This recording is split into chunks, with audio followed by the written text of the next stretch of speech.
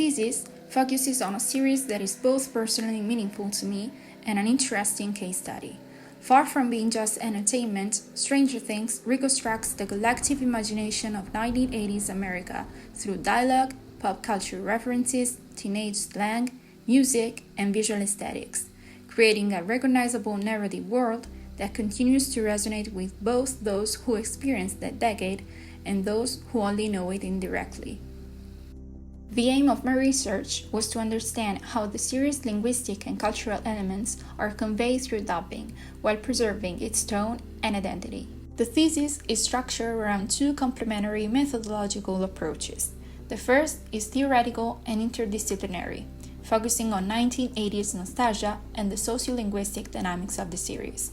The second is practical and qualitative. Through the analysis of selected scenes from the three language versions, English, Italian, and Spanish, I examine key translation strategies, rephrase particularly challenging passages, and propose alternative solutions for wordplay and linguistic ambiguity, comparing them with those generated by artificial intelligence.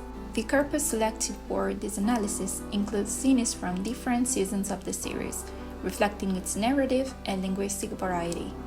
The analysis is carried out on three levels: linguistic, cultural, and audiovisual, with particular attention to slang, idiomatic expressions, and culturally marked language, all of which play a key role in shaping content identity and are especially challenging in audiovisual translation.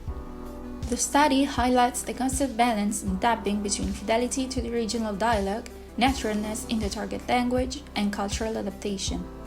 One of the most evident tendencies concerns the translation of slang and vulgar language. Spanish dubbing generally preserves a stronger colloquial and expressive tone, often maintaining the original emotional intensity, while Italian tends to soften vulgarity through milder expressions, compensating instead through theatricality and vocal performance.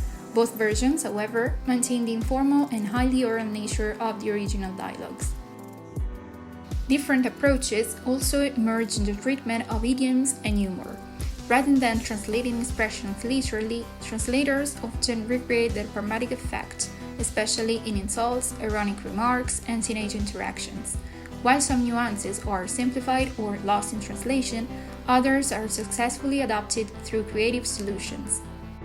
Cultural references are handled differently as well.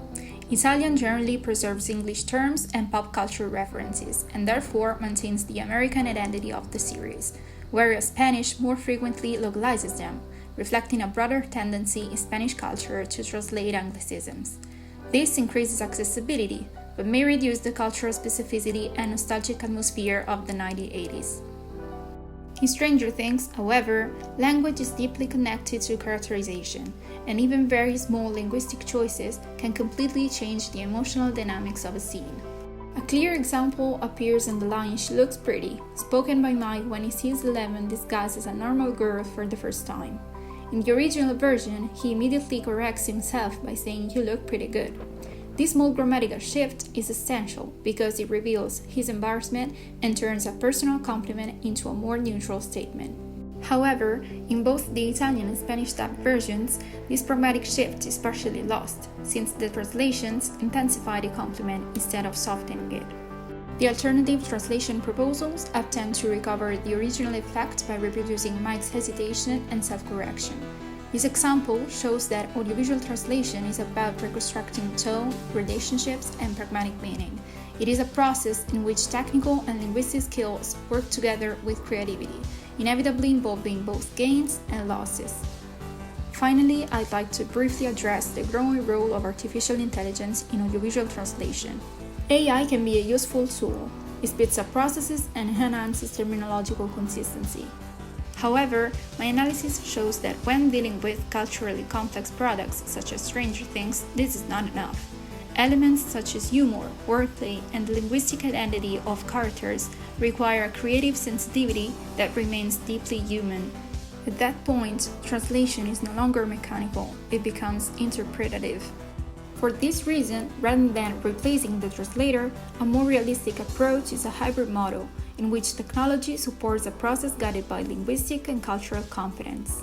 It's precisely in this balance between fidelity, creativity, and cultural mediation that the main challenges and potential of contemporary translation lie.